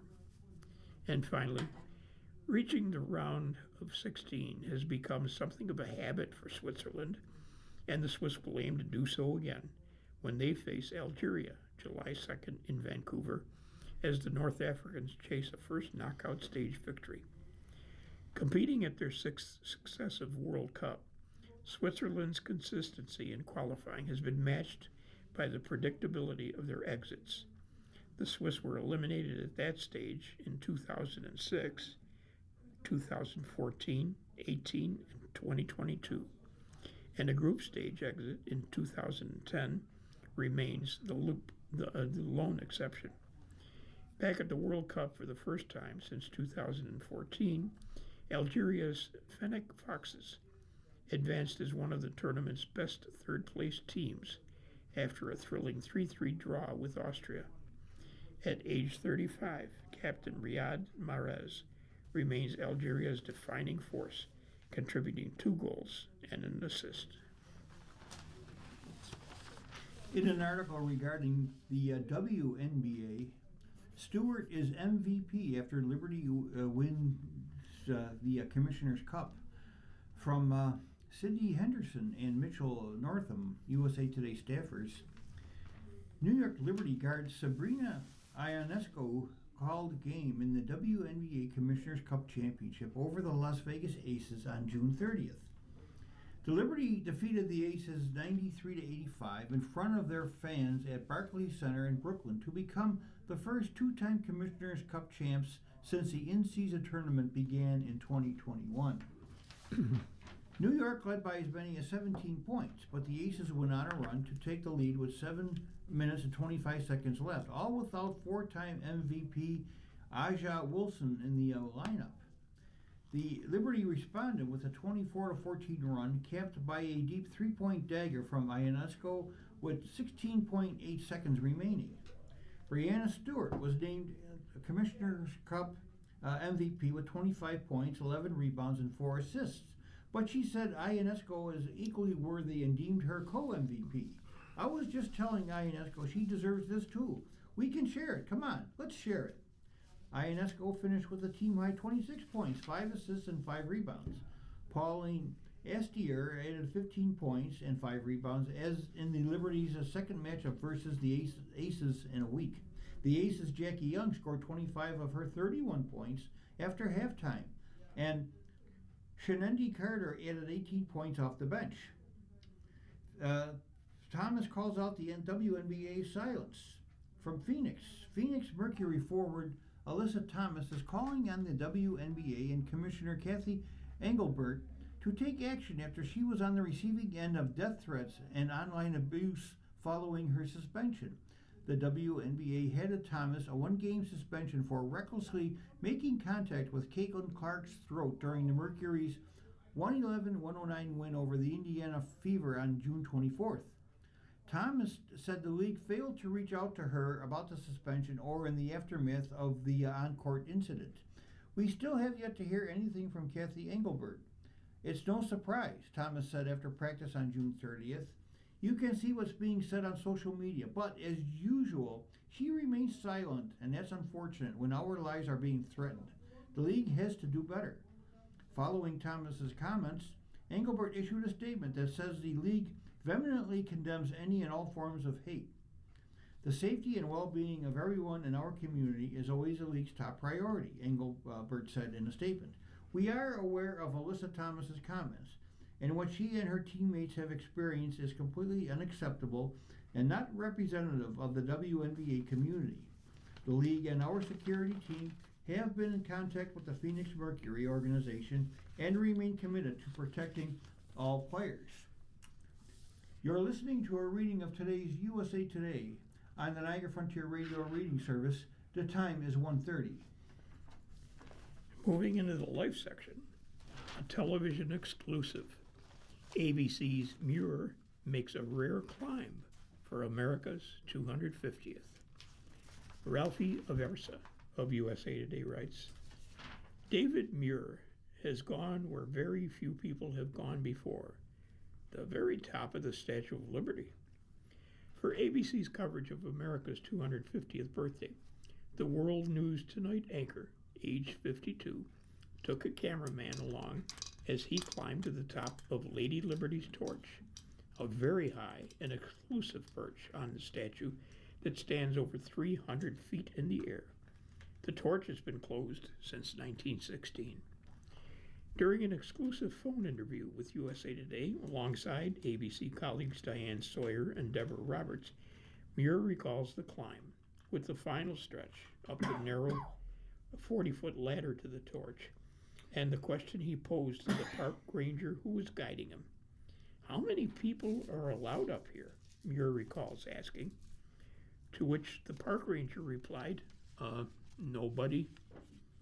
Climbing the ladder itself was more terrifying than standing on the platform, Muir said, noting he had an immediate response when his cameraman asked him if he wanted to go up a second time to film it from a different angle. You just hear the audio of me saying, I'm not going back down. We're not doing this twice. When asked if Muir needed a break during his 300-foot climb, Sawyer, aged 80, interrupts. Have you met David Muir? She quips, eliciting laughter from Muir and Roberts, who's 65. Do you think he needed a break? Heights and physical challenges aside, Muir says the moment was a poignant one. Once you are up there, you are just in complete awe of the beauty of New York Harbor, he says, and you immediately think of the people who came into the harbor on those ships and thought, I'm getting a chance at a new life. As the nation prepares to celebrate its birthday, Muir, Roberts, and Sawyer, and many of their Disney colleagues set out to showcase the stories that have shaped our country. The company is celebrating the moment with a full day of programming in conjunction with ABC, ABC News, ESPN, and National Geographic.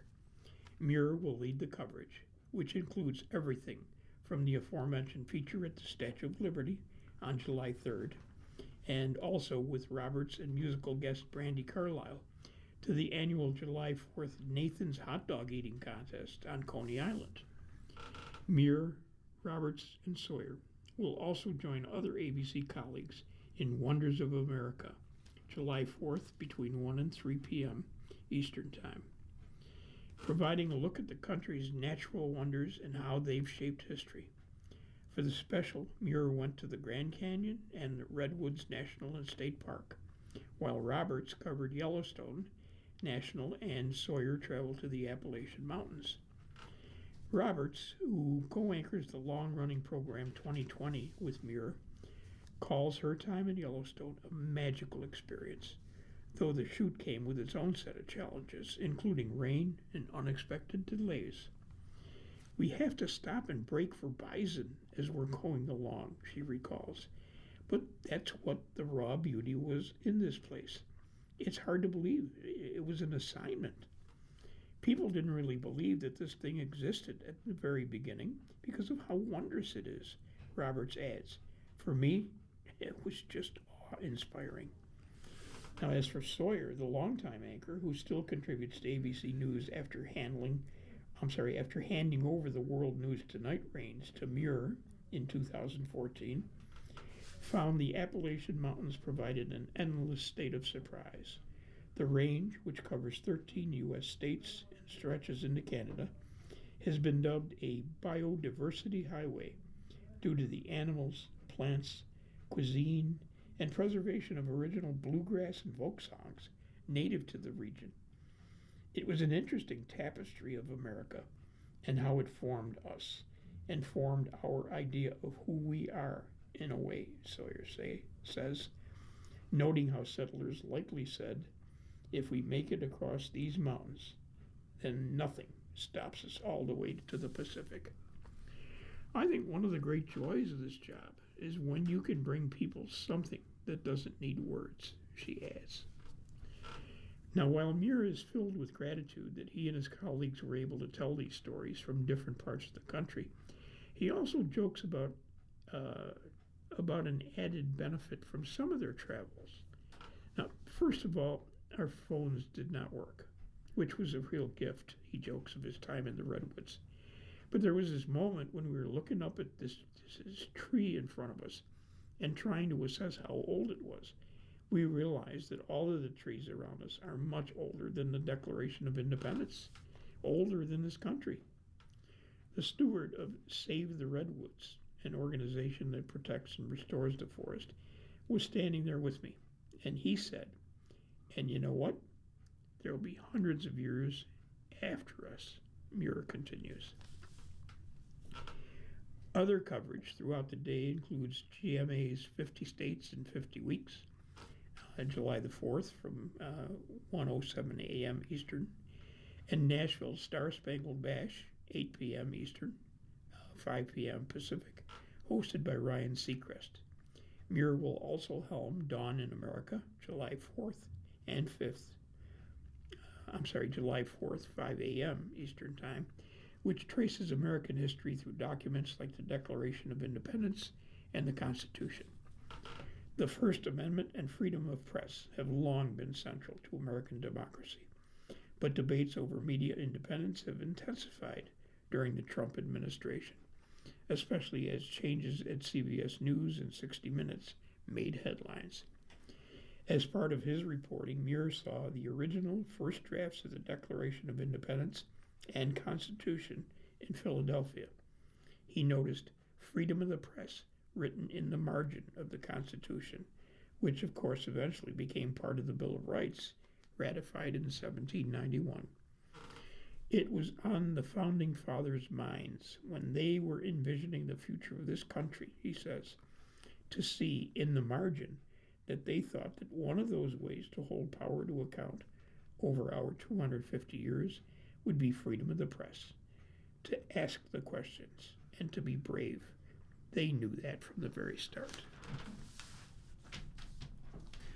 15 shows that define the American experience, from Kelly Lawler of USA Today.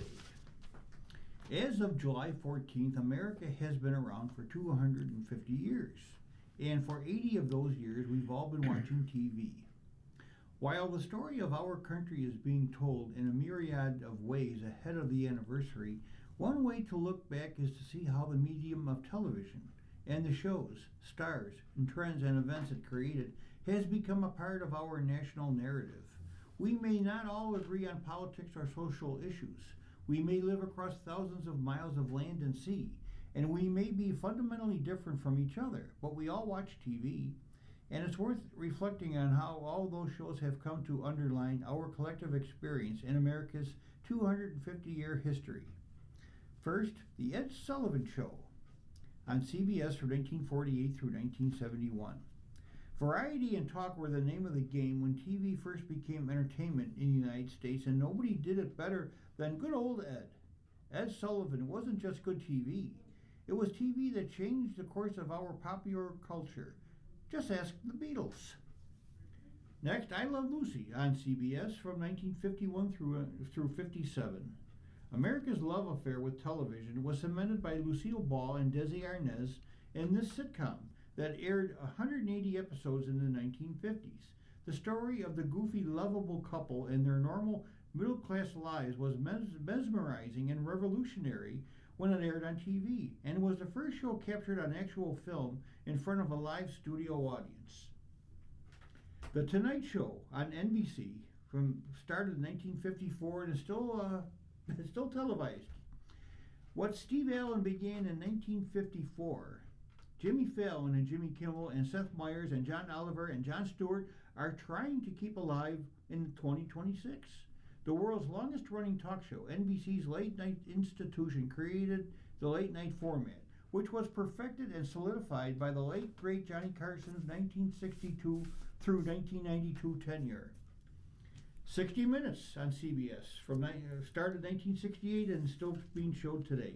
There have been a slew of evening news magazines that have helped Americans understand the world they live in, and 60 Minutes is one of the few shows still on the air, still keeping the stoic, clinical tone to the act of reading the news. It remains a ratings champ resistant to tabloid and other trends, and still influential enough that its recent behind-the-scenes turmoil has become national news. Jeopardy! NBC and syndication, 1964 through the present time. TV is often called the idiot box, criticized for mindless distraction and entertainment. But there is a long tradition of intellectualism and education on our screens that represents the American desire to learn and innovate. The quiz show, the longest running and most prestigious of them all, is Jeopardy! An American institution that never ceases to capture our spirit and desire for knowledge. Next, the Mary Tyler Moore Show on CBS from 1970 through 77. Groundbreaking, impactful, and just plain funny, Mary Tyler Moore's eponymous sitcom about a single career woman is a defining show about American second wave feminism and one of the greatest shows to grace our screens. All in the Family on CBS from 1971 through 79.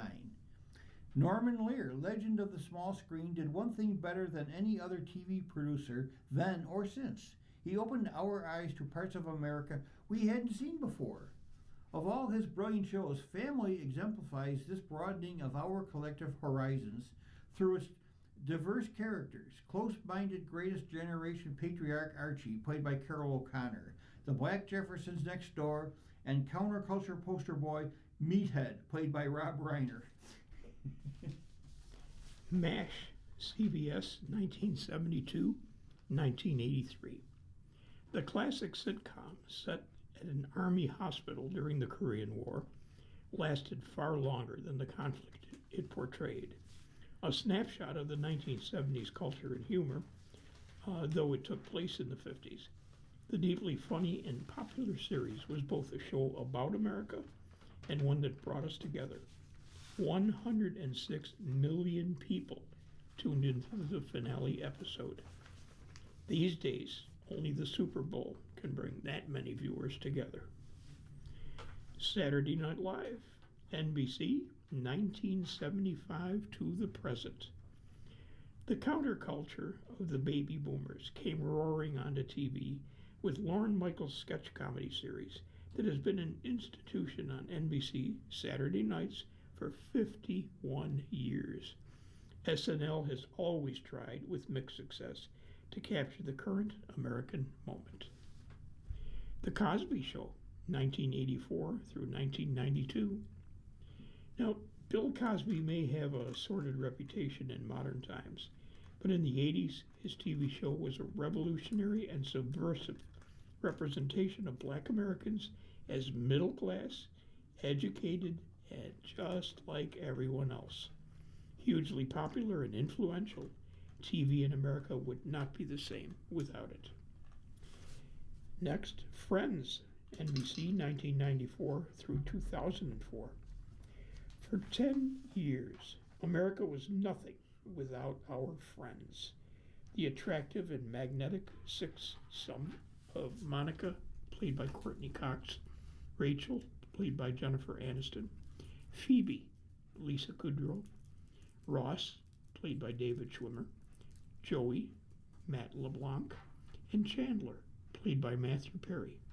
They created a phenomenon drinking giant cups of coffee in their shiny corner of New York City. Next, The Wire, HBO, 2002 through 2008. Crime, justice, policing, corruption, poverty, desperation, drugs, grief, loss. HBO's seminal The Wire had it all and more. Often considered the greatest TV show of all time, including by this TV critic, Wire is the most important and accurate series about our often imperfect criminal justice system and all the machinations on both sides of the law. Next, American Idol, Fox and ABC, between 2002 to 2016, and then picking up again 2018 through present. Reality TV and reality TV competitions. They're just another genre in 2026. But in the early 2000s, they were a revolutionary development in what TV could be. CBS's Survivor kicked off the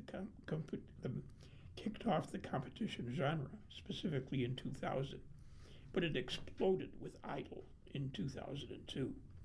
A perfect amalgamation of American obsession with celebrity, TV, music, bullying, Cinderella stories, and democracy. Next, NCIS. On CBS from 2003 till present. There are good guys and bad guys in the world of NCIS, and the good guys represent everything America valued when it premiered in 2003.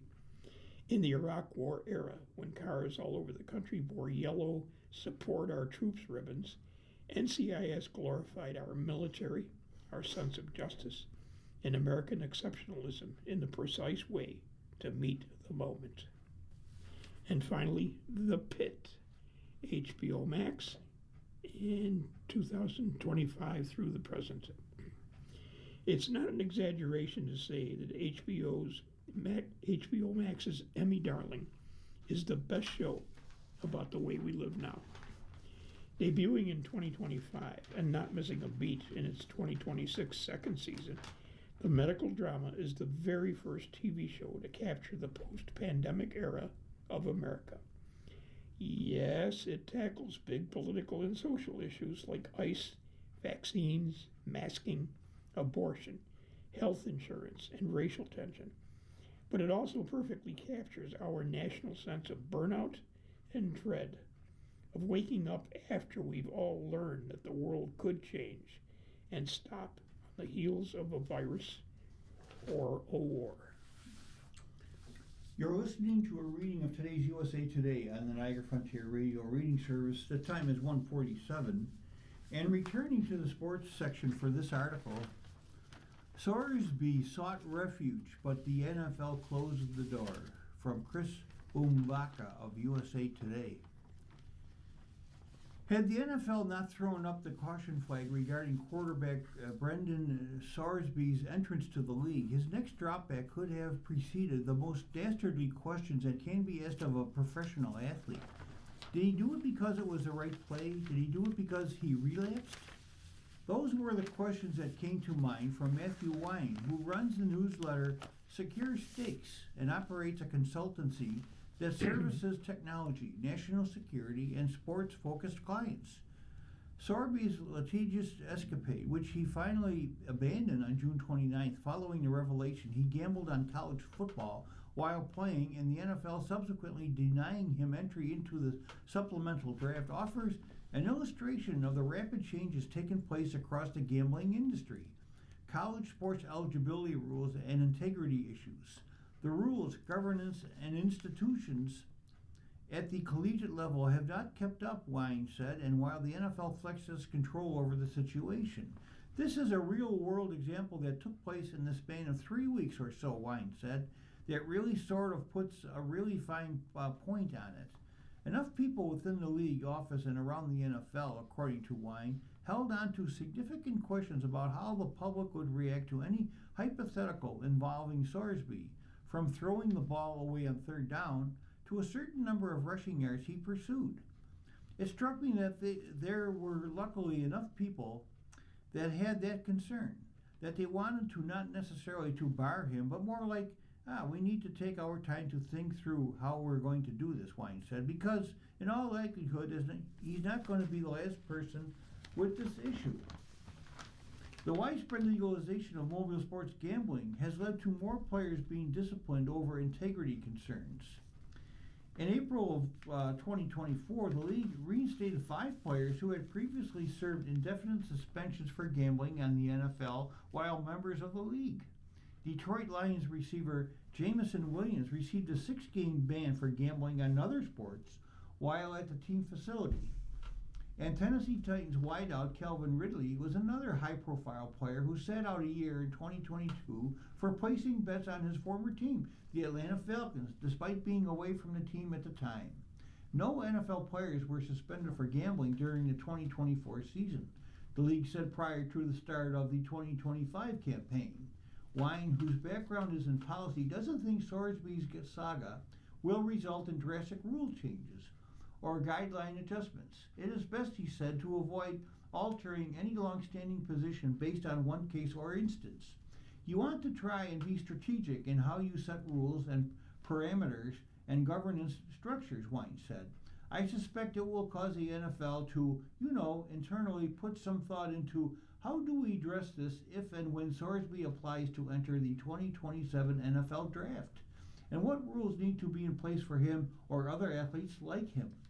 Players in the NBA and Major League Baseball have also received lifetime bans for influencing wager results.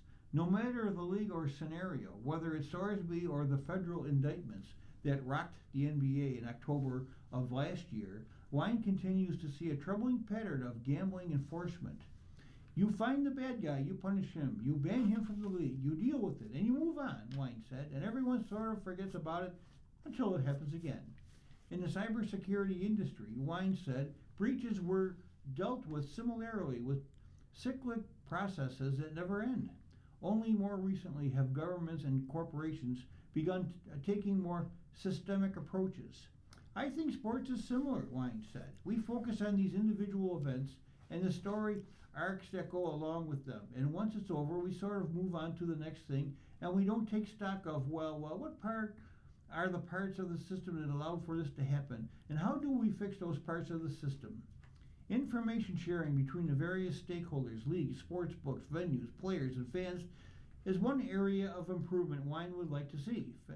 Fantastic Sports Books and Casino has partnered with IC360 to help ban people who threaten players for gambling-related reasons. That's a solid first step, Wine said, but it's not enough. The Sorsby situation was simply the latest test in the NCAA's power, Holden said. What's left of it, he added. That left the NFL to exert its own. And continuing in the section, from immigrant to hero, Quinones pushes Mexico. John Arnold of USA Today writes, it was a moment that seemed significant, but not one that would change the course of Mexican soccer history. Julian Quinones proved to be a better soccer player than an actor in a clip made for social media in which he gave his biographical details and said chilaquiles are his favorite food. But the important part came at the end. When asked nationality, Quinones said Mexican. Quinones, a proud immigrant from Colombia who arrived in Mexico as a teenager to play in Tigres youth system and stayed for nearly a decade, would suit up for El Tri. Immigrant journeys are familiar to nearly every Mexican. Most people know somebody who has gone to El Gabacho to work, sending money back to their families. Quinones' story is different, with Mexico the destination that allowed him to provide for his family and reach his goals, but he identifies with the American dream. There are people who go to the United States to look for a better life, and that should be applauded. That's sacrifice, he said June 30, after scoring for Mexico in a 2-0 win over Ecuador. Just like I did, there are people who are doing the same, little by little, and you have to value that. They should never feel less than for looking for the best for their family, the best for them. No one should tell them they cannot do it. Quinones isn't listening to any haters. He may end up not just being a Mexico international, but becoming the Mexican with the most goals ever scored at the World Cup. His goal Tuesday night was his third of the tournament. That puts him at level all-time with Mexico legends Rafa Marquez and Cuauhtemoc Blanco, and a goal away from tying Chicharito and Luis El Matador Hernandez, who each scored 4. Quinones also assisted Raul Jimenez on the second goal, capping a blistering start from Mexico that overwhelmed an Ecuador defense that seemed stunned by the way El Tri was connecting passes. Those passes often ended up on the foot of Quinones, who showed on the goal how he can surge forward with the ball on his foot and become nearly impossible to stop, but also put together several impressive combinations. Few expected him to be such a key contributor for L3, yet his early goal against South Africa in the World Cup opener meant more chances that he has been able to make the most of in front of goal. Life is always like that, right? You fight and you fight until you get what you want, he said. I'm taking advantage of the opportunity as best as I can. You've been listening to a reading of USA Today for Thursday, July 2nd, 2026 on the Niagara Frontier Radio Reading Service. We read USA Today weekdays at noon. For more information, call 821-5555. Your readers today have been Ken Drost. and Jim Duffy. If you know, shop at any of the Dash's supermarkets, please save Dash's register tapes for radio reading. Our agency receives $2 for every $100 in Dash's register tapes. Radio reading has raised thousands of dollars so far. Anyone can drop off their Dash's tapes to the Niagara Frontier Radio Reading Service at 1199 Harlem Road, Cheektowaga, between William and Clinton Streets. Or Dash's tapes can be mailed to the Niagara Frontier Radio Reading Service at 1199 Harlem Road, Cheektowaga, New York, 14227. Any questions on Dash's tapes for radio reading? Call us at 716-821-5555, and thanks for caring.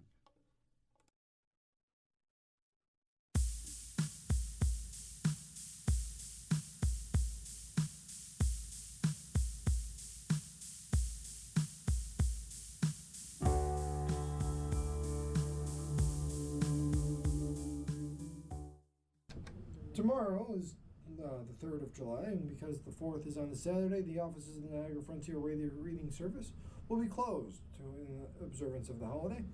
Our programming will be a little different. Our morning Buffalo News reading, obviously we won't be here to do it, but we will be broadcasting the Thursday morning edition of the USA of the Buffalo News. At noon, the Buffalo News this past Sunday had a special section called Buffalo News America 250. It's on, you guessed it, America's 250. At 1, we have History Magazine from our friends at Mind's Eye. At 4 o'clock, in place of our rebroadcast of the news in the afternoon, we have the Thomas Jefferson Hour with America at 2:50. At 5 o'clock, we Person, Place, Thing, talking to a couple historians about the history and the Revolution. And at 5:30, we have Looking Back, an assortment of history articles from our friends at Virginia Voice. The rest of our programming tomorrow will be the same. However, on Saturday, at 10 o'clock Saturday night, we'll be broadcasting our Old Time Radio Holiday Special with 6 episodes of The Bob Hope Show. Stay with us for these readings and more.